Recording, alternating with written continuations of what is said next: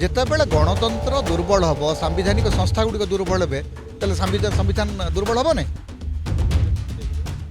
ଦେଖନ୍ତୁ କଂଗ୍ରେସ ଏ ଦେଶର ସମ୍ବିଧାନକୁ ଏ ଦେଶର ଜନତା ତିଆରି କରିଥିଲେ। ଯଦି ସମ୍ବିଧାନ କିଏ ଆକ୍ରମଣ କରିବ ତାହେଲେ ଏ ଦେଶର ଜନତା ହିଁ ତାକୁ ବଞ୍ଚାଇବେ, କୌଣସି ଦଳ ନୁହଁ। ସମ୍ବିଧାନ ଯଦି ସଙ୍କଟ ରହିବ ସେତେବେଳେ ସବୁ ଲୋକ ଏକାଠି ହେଇକି ସମ୍ବିଧାନକୁ ବଞ୍ଚାଇବେ, ଗଣତନ୍ତ୍ରକୁ ବଞ୍ଚାଇବେ।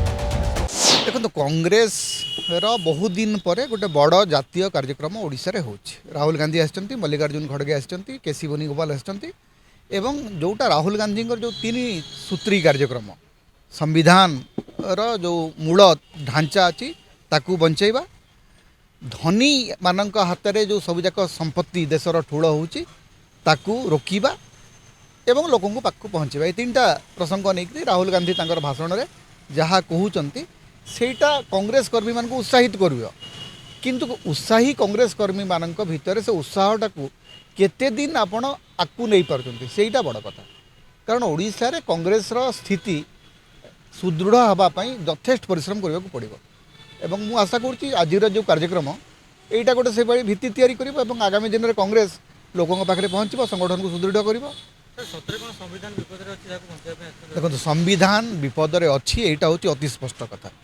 କାରଣ ସମ୍ବିଧାନକୁ ବିପଦରେ ଅଛି ବୋଲିକି ଜାଣିବା ପାଇଁ 2-3ଟି ପଏଣ୍ଟ ଆପଣଙ୍କୁ ବୁଝିବାକୁ ପଡ଼ିବ। ପ୍ରଥମ କଥା ହେଉଛି ଯେ ପ୍ରତି ମୁହୂର୍ତ୍ତରେ ଯେଉଁମାନେ ସାମ୍ବିଧାନିକ ପଦପଦବୀରେ ଅଛନ୍ତି, ଧରନ୍ତୁ ସାମ୍ବିଧାନିକ ପଦବୀରେ ଥିବା ଉପରାଷ୍ଟ୍ରପତି ନିରନ୍ତର ସେ ସୁପ୍ରିମକୋର୍ଟ ଉପରେ ତାଙ୍କର ସମାଲୋଚନା ଜାରି ରଖିଛନ୍ତି, ବାରମ୍ବାର ଅନରେବଲ୍ ଭାଇସ୍ ପ୍ରେସିଡେଣ୍ଟ ଯେଉଁଠିକି ଯାଉଛନ୍ତି ସେଠି ସେ କେଉଁଠି ନା କେଉଁଠି ସୁପ୍ରିମକୋର୍ଟକୁ ଟାର୍ଗେଟ୍ କରୁଛନ୍ତି। ଆଜି ପର୍ଯ୍ୟନ୍ତ କୌଣସି ମାନେ ଉପରାଷ୍ଟ୍ରପତି ସ୍ତରର ସାମ୍ବିଧାନିକ ଅଧିକାରୀ ଆଉ ଗୋଟେ ସାମ୍ବିଧାନିକ ସଂସ୍ଥା ବିରୁଦ୍ଧରେ ଏମିତି କେବେ କହିବାର ଇତିହାସ ନାହିଁ, ରେକର୍ଡ଼ ନାହିଁ।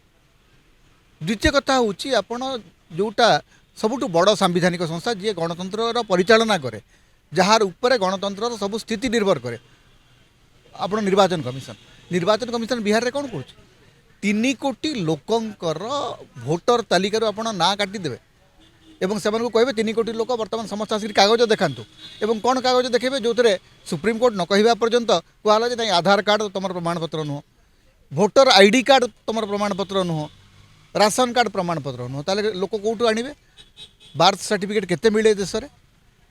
କେତେ 2% 3% ଲୋକଙ୍କର ବି ଆମର ପାସପୋର୍ଟ ନାହିଁ।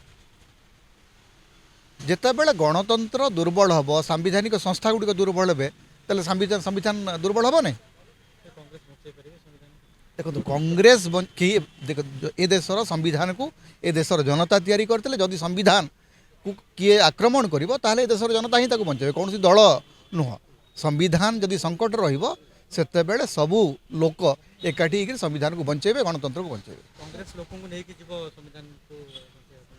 ଦେଖନ୍ତୁ କଂଗ୍ରେସ ଏଜ୍ ଏ ପାର୍ଟି କ'ଣ କରିବ ନ କରିବ ସେଇଟା କଂଗ୍ରେସର ନେତାମାନେ କହିପାରିବେ, କିନ୍ତୁ ଜଣେ ନାଗରିକ ଭାବରେ ଆମେ ଗୋଟିଏ କଥା କହିପାରିବା ଯେ ଯଦି କେତେବେଳେ ବି ସମ୍ବିଧାନ ସଙ୍କଟରେ ରହିବ ତାହେଲେ ଏ ଦେଶର ଜନତା ତାକୁ ସୁରକ୍ଷା ଦେବା ପାଇଁ ସବୁ ପ୍ରକାରର ବଳିଦାନ ଦେଇକରି ପ୍ରସ୍ତୁତ ହେବେ।